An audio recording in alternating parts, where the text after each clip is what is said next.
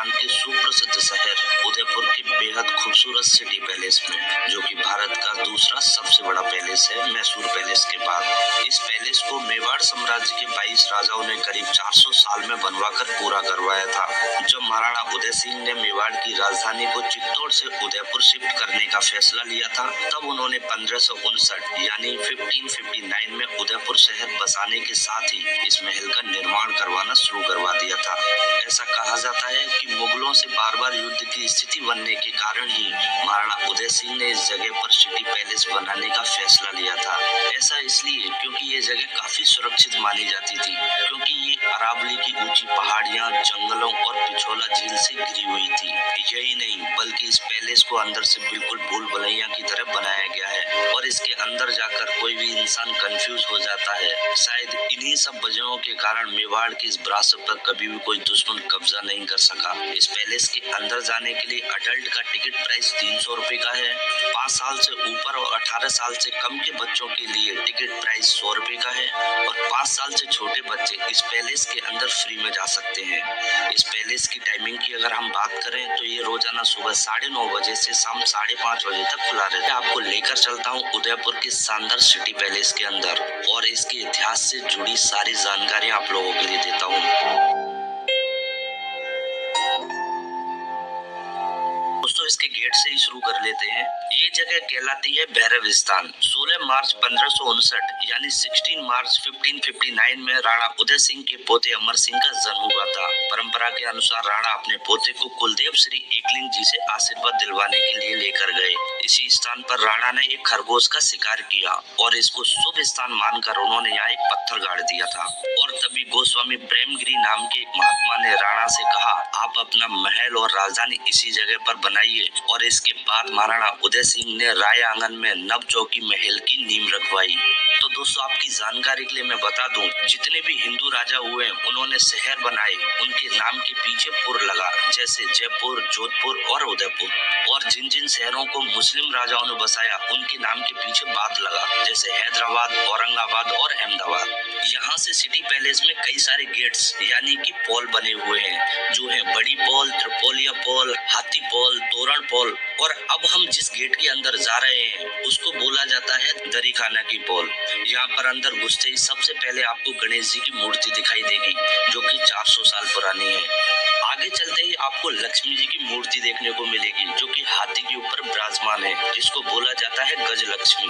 यहाँ आपको श्रीनाथ जी की तस्वीर देखने को मिलेगी, जिनका स्थान नाथद्वारा में है और साथ ही एकलिंग जी की प्रतिमा देखने को मिलेगी, जो कि मेवाड़ के आराध्य देव है, जो भगवान शिव का स्वरूप है। इस एरिया को राय आंगन बोलते हैं। यहाँ पहले राजाओं के राज तिलक हुआ करते थे। ये जो सामने आप देख रहे हैं ये हल्दी घाटी एरिया बोलते हैं। 18 जून 1576 में एक लड़ाई हुई थी अकबर और महाराणा प्रताप के बीच। उस युद्ध के कुछ अवशेष रखे हुए हैं, मैं आपको दिखाता हूँ। ये हल्दी घाटी की मिट्टी रखी हुई है। मैं आपको उस कमरे में लेके चलता हूँ जहाँ महाराणा प्रताप के ओरिजिनल हथियार रखे गए हैं। अब हम महाराणा प्रताप कक्ष के अंदर आ गए हैं और ये है उनका सुरक्षा कवच। इसी सुरक्षा कवच को पहनकर महाराणा प्रताप युद्ध के लिए जाया करते थे। ये लोहे का बनाया हुआ कवच है। इसे देखकर ही आपको पता लग रहा होगा कि ये कितना मजबूत होगा। इसी के बराबर वाले खाने में महाराणा प्रताप की तलवार और ढाल रखी गई है और उसके आगे वाले खाने में उनके तीर, कमान वगैरह रखे गए हैं। ऐसा बताया जाता है कि इन सब हथियारों का वजन कुल मिलाकर 35 किलो का है। आज भी यहाँ नवरात्रों में विधि विधान से पूजन होता है। जब महाराणा प्रताप युद्ध के लिए जाया करते थे तो दुश्मन के हाथियों को कंफ्यूज करने के लिए अपने घोड़े चेतक को हाथी के बच्चे जैसा दिखने वाला कवच पहना देते थे। जब दुश्मन का हाथी उसे देखता था तो उसे ये अपने बच्चे जैसा लगता था और वो इस पर अटैक नहीं करता था।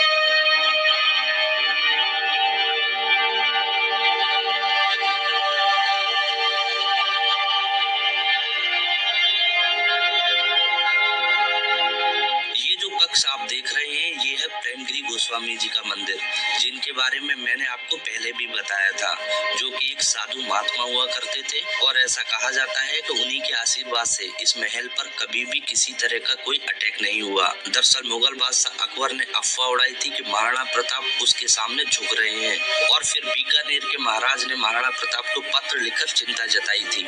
ये जो तस्वीर आप देख रहे हैं जिसमें महाराणा प्रताप बीकानेर के महाराज पृथ्वीराज के पत्र का उत्तर देते हुए नजर आ रहे हैं, उन्होंने अपने शब्दों में कहा कि आप बिल्कुल चिंता ना करें, शेर कभी गीदड़ के आगे झुकेगा नहीं।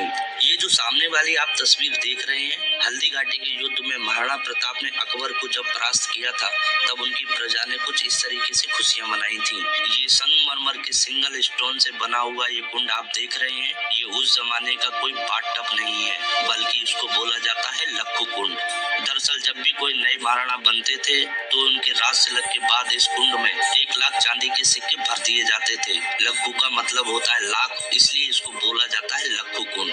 1 लाख सिक्कों में से 25,000 सिक्के यही चौक पर उछाल दिए जाते थे, जिनको आम जनता लूट लिया करती थी। बाकी के 75,000 सिक्के दान पुण्य के काम में इस्तेमाल में लाए जाते थे। इस लक्खू कुंड को आखिरी बार 1930 में इस्तेमाल में लाया गया था और उसके बाद कभी भी यूज में नहीं लिया गया। उस जमाने में पोस्टमैन वगैरह तो होते नहीं थे, उस समय पिंजरों में के बने हुए हैं। यहाँ सारी दीवार मार्बल की बनी हुई है और ये सारा मार्बल मकराना नाम की जगह से लाया गया था। आपकी जानकारी के लिए बता देता हूँ कि आगरा के ताजमहल को बनाने के लिए जो मार्बल यूज किया गया है, वो भी मकराना का ही था। अभी हम इस पैलेस की 4थी मंजिल पर आ गए हैं। यहाँ पर आप देखेंगे काफी बड़े बड़े पेड़ लगे हुए हैं, जबकि यहाँ पर थोड़ी सी भी मिट्टी नहीं डाली गई है। यहाँ 104 पिलर बनाए गए हैं, सिंगल स्टोन के हैं और इसको बोला जाता है बाड़ी महल। तो सवाल ये उठता है कि चौपर कैसे मौजूद है, तो मैं आपको बता देता हूँ। ये पूरा एरिया आप देख रहे हैं, ये हिल यानी पहाड़ी की चोटी है, यानी कि अभी हम इसके टॉप पर खड़े हुए हैं। इन सभी पेड़ों की जड़ें इस पहाड़ी के अंदर गई हुई हैं, जो यहाँ पूरे हिस्से के नीचे कोई भी कमरा नहीं बना हुआ है। और ये देखिए, यहीं इस पहाड़ी पर राजाओं के नहाने के लिए स्विमिंग पूल भी बनाया गया था। तो आर्किटेक्ट का कमाल देखिए, पहाड़ी को भी बचा लिया, स्विमिंग पूल भी बना दिया और गार्डन भी बना दिया। ये जो फाउंटेन आप देख रहे हैं, ये अभी लगाया गया है, ये पहले नहीं हुआ करता था। तो यहाँ इसी जगह पर राजा और रानी एक दूसरे पर रंग डालकर होली खेला करते थे। ये एक तरह का उनका एंटरटेनमेंट एरिया हुआ करता था। उन दिनों एक अंग्रेज हुआ करता था जिसका नाम था जॉर्ज पंचम, जो कि उस वक्त इंग्लैंड का राजा हुआ करता था। तो उसने कहा एक बार दिल्ली में मीटिंग है और भारत के जितने भी राजा हैं उन सभी को मेरी मीटिंग में आना कंपलसरी है। तो उस दिन सभी राजा उस मीटिंग में गए, लेकिन महाराणा फतेह सिंह वहां नहीं गए, क्योंकि अगर वो भी वहां जाते तो उनको वहां अंग्रेज के सामने झुककर उनको सलाम करना होता, और यही नहीं उनके सामने नीचे भी बैठना पड़ता, जो कि मेवाड़ की शान के खिलाफ है। और शायद आप में से बहुत लोग जानते होंगे कि मेवाड़ में कहावत है, हम लोग सर कटा सकते हैं लेकिन झुका नहीं सकते। तो ये बात जब उस अंग्रेज को पता लगी, तब वो महाराणा फतेह सिंह की बहादुरी से बहुत प्रभावित हुआ और यहाँ महाराणा के सम्मान में दिल्ली से ये चेयर भिजवाई थी। ये रास्ता जो आप देख रहे हैं, इतना सकड़ा इसलिए बनाया गया था जिससे कि दुश्मन अगर इस महल में घुसने की कोशिश करे। अब जो आप कमरा देखने वाले हैं, इससे खूबसूरत कमरा पूरी सिटी पैलेस में कहीं नहीं है। इस कमरे का नाम है कांच की बुर्ज, इसको शीश महल भी कहा जाता है। इस कमरे का निर्माण महाराणा करण सिंह जी ने करवाया था। ये जो पूरा कमरा आप देखेंगे, ये कांच का बना हुआ है, यानी कि इसकी दीवारें, इसकी छत, इसका फर्श तीनों कांच के बने हुए हैं। और इसके दरवाजे आप देखेंगे, ये आइवरी यानी हाथी के दांत के बने हुए हैं। तो ये कांच का कक्ष बना हुआ है। ये राजा रानी का बेडरूम हुआ करता था। यहाँ पर आपको तरह तरह की तस्वीर देखने को मिलेगी, जिनमें आपको नृत्य करती हुई महिलाएं दिखाई देंगी, पाठ पूजा करते हुए, पोलो गेम खेलते हुए राजा दिखाई देंगे, और यहाँ पर तरह तरह की तस्वीर आपको देखने को मिल जाएंगी।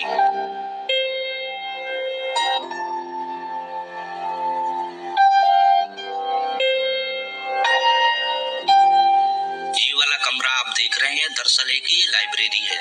10 फरवरी 1875 यानी 10 फरवरी 1875 को महाराणा सज्जन सिंह ने इस लाइब्रेरी का निर्माण करवाया था और इसका नाम रखा था बनी विलास। ये जो आप फोटो देख रहे हैं, ये यहाँ के बहुत ही सुप्रसिद्ध लेखक की फोटो है, जिनका नाम था कविराज सामल दास। उन्होंने यहाँ इसी कमरे में बैठकर मेवाड़ का संपूर्ण इतिहास लिखा था और इस किताब का नाम रखा था वीर विनोद। आप चाहें तो इस बुक को यहाँ की बुक शॉप से खरीद सकते हैं। इस किताब की कीमत है 4,000 रुपए की। तो देखिए, आप उस जमाने में हाथी के दांत से बने हुए दरवाजे हुआ करते थे, यानी कि आइवरी डोर, जो कि काफी ज्यादा महंगे हुआ करते थे। अब हम लोग सिटी पैलेस के यानी कि 4th फ्लोर पर आ गए हैं। और दोस्तों, आपकी जानकारी के लिए बता देता हूँ, बॉलीवुड एक्ट्रेस जूही चावला जी ने अपना घूंघट यहीं उठाया था। 1993 में आई एक मूवी हम है राही प्यार की, उसका एक गाना है जो यहीं पर शूट हुआ था। उस गाने के बोल कुछ इस तरीके के हैं, घूंघट की आड़ से दिलवर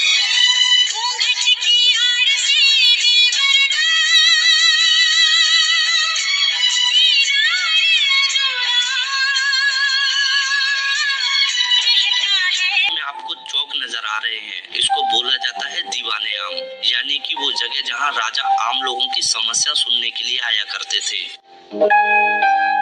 ये है मोती महल। इसका निर्माण महाराणा करण सिंह जी ने 1620 में करवाया था। होली, दिवाली और अन्य त्योहारों पर दीवाने आम में डांस और तरह तरह के प्रोग्राम्स का आयोजन करवाया जाता था और यहाँ मोती महल से रानियां डांस के प्रोग्राम को देखा करती थी। तो यहाँ जो ग्लास लगे हुए हैं उनसे रानियां बाहर तो देख सकती थी, लेकिन बाहर वाला कोई भी इंसान रानी को नहीं देख सकता था। यहाँ पर आप देखेंगे छोटा सा शतरंज का बोर्ड भी बना हुआ है। तो यहाँ पर महाराणा शतरंज यानी कि चेस भी खेला करते थे और वहाँ सामने उनकी बैठक हुआ करती थी, जहाँ पर बैठकर वो हुक्का पीते थे।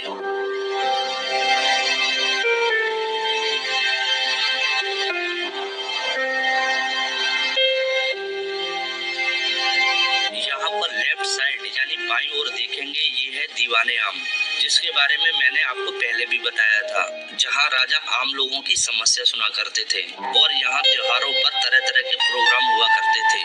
ये जो आप राइट साइड यानी दाईं तरफ आप देख रहे होंगे, इसको बोला जाता था दीवाने खास। यहाँ पर बैठकर राजा अपने मंत्रियों के साथ मीटिंग किया करते थे। इस दीवाने खास को मैं नीचे चलकर भी दिखाऊंगा।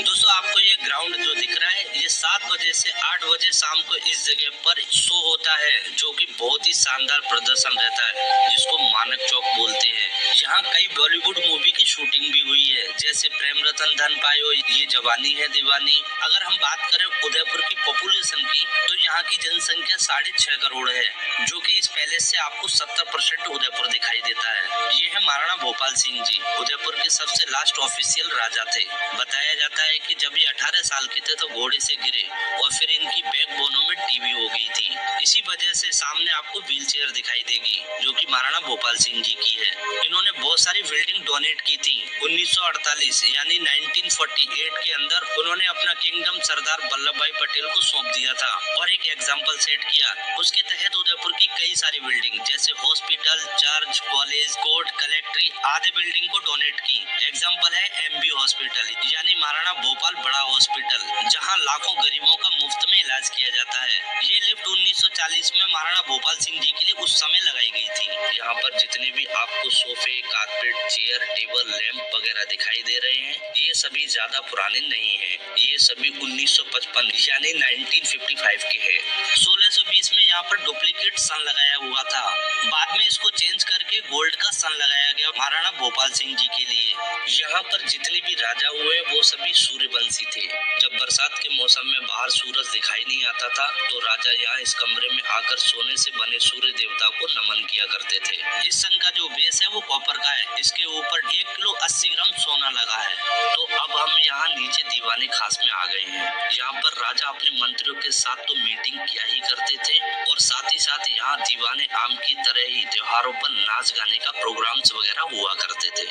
सामने जो खिड़की नजर आ रही है, वहाँ से राजा डांस या जो भी प्रोग्राम हुआ करता था उसको देखा करते थे और बगल में जो खिड़कियाँ आपको नजर आ रही है, वहाँ से रानियां खड़ी होकर प्रोग्राम्स को देखा करती थी। ये जो खिड़कियाँ मैंने आपको बताई, जहाँ पर रानियां खड़ी होकर डांस को देखा करती थी, ये उस समय बंद रहा करती थी। और मैं आपको ये बता देता हूँ, इन खिड़कियों से रानियां तो नीचे का सारा प्रोग्राम देख सकती थी, लेकिन नीचे वाला कोई भी शख्स ऊपर रानियों को नहीं देख सकता था। ये सारा जो कांच का काम आप देख पा रहे हैं, ये 1874 यानी 1874 में किया गया था और ये सारा बेल्जियम ग्लास का काम है। और खास बात ये है कि यहाँ पर किसी भी कलर का इस्तेमाल नहीं किया गया है। ये जो सारा काम आप देख रहे हैं, ये केवल कांच से किया गया है। ये वाला कमरा आप देख रहे हैं, इसको बोला जाता है गीतम निवास। ये उस समय महाराणा का समर पैलेस हुआ करता था। इस कक्ष समेत महाराणा जगदीश सिंह ने 18वीं शताब्दी में जग निवास का भी निर्माण करवाया था, जो कि आज की डेट में ताज लेक पैलेस के नाम की एक आलीशान 5 स्टार प्रॉपर्टी है। अभी हम जिस जगह खड़े हैं उसको बोला जाता है मोर चौक। इस जगह का निर्माण महाराणा करण सिंह जी ने 17वीं शताब्दी में करवाया था। यहाँ पर जितना भी कांच का काम है, यानी कि जितनी भी पच्चीकारी की गई है, इसको महाराणा सज्जन सिंह ने 19वीं शताब्दी में करवाया था। यहाँ पर जितने भी महल और मंदिरों के ऊपर स्वर्ण कलश देखेंगे, वो सारे स्वतंत्र राज्य के चिन्ह हैं, यानी कि इंडिपेंडेंस की निशानी है।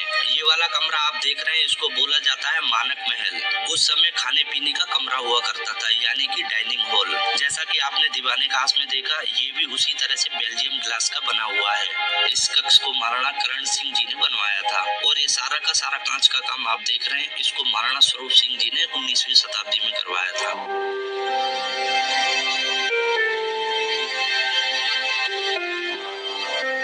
हम जा रहे हैं जनाना महल की तरफ। तो आपकी जानकारी के लिए बता देता हूँ कि जब भी कोई रानी के पति की मृत्यु हो जाया करती थी, यानी कि जब वो विधवा हो जाती थी, तब उनको इधर जनाना महल में शिफ्ट कर दिया जाता था और यहाँ पर पुरुषों का आना पूरी तरह से वर्जित हुआ करता था। तो जब भी यहाँ पर कोई फेस्टिवल प्रोग्राम, शादी विवाह वगैरह हुआ करता था, तो उनको इस प्रोग्राम में शामिल नहीं किया जाता था। ये वाला कमरा आप देख रहे हैं, ये विडो यानी कि विधवा रानी का बेडरूम हुआ करता था, जो कि दिखने में एकदम साधारण सा लगेगा, बिना किसी चमक दमक के। ये जो बेड आपको दिख रहा है, ये चांदी का बेड है और यहाँ से लेकर आखिरी तक ये पूरा बेडरूम उन्हीं के लिए हुआ करता था। ये वाला पंखा आप देख रहे हैं, ये मिट्टी के तेल यानी केरोसिन से चला करता था। महाराणा भोपाल जी का भी फोटो आपको इस कक्ष में नजर आएगा। यहाँ पर सबसे आखिरी में रही थी राजमाता श्री गुलाब कुंवर जी, जो कि महाराणा भोपाल सिंह जी की पत्नी थी, जिनका 1973 यानी 1973 में देहांत हो गया था। यहाँ पर आप देखेंगे भगवान श्री कृष्ण का झूला भी रखा है। तो रानी के पास जब भी समय हुआ करता था, तो यहाँ बैठे बैठे भगवान कृष्ण को झूले पर झुलाया करती थी। यहाँ आप देखेंगे तांबे के बर्तन भी रखे हुए हैं। बताया जाता है महाराणा भोपाल सिंह जी की पत्नी गुलाब कुंवर जी के बच्चा नहीं था, तो यहाँ श्रीनाथ जी भगवान के लिए प्रसाद बनाने के लिए आया करते थे। ये सिर्फ भगवान के लिए प्रसाद बनाने के लिए बर्तन रखे हुए हैं। ये बर्तन उसी समय के हैं। ये कमरा जो आप देख रहे हैं, ये भोपाल निवास है। यहाँ पर जो झूमर आप देख रहे हैं, ये बेल्जियम इंग्लैंड का है। ये जो ऊपर में फैन आप देख रहे हैं, ये इटली का है और जो नीचे जो फैन रखा है, ये केरोसिन से चलने वाला पंखा है। अलग अलग किलों की क्षतिग्रस्त मूर्तियां आपको नजर आएंगी, जैसे चित्तौड़गढ़, कुंभलगढ़ और आसपास के किलों की मंदिरों की डैमेज मूर्तियां भी यहाँ पर रखी हुई हैं। राजघराने में संगीत का शौक शुरू से ही रहा है, तो यहाँ पर आप देखेंगे उस समय के तरह तरह के यहाँ पर म्यूजिकल इंस्ट्रूमेंट रखे हुए हैं और इन सभी इंस्ट्रूमेंट पर आपको नाम भी लिखा दिख जाएगा।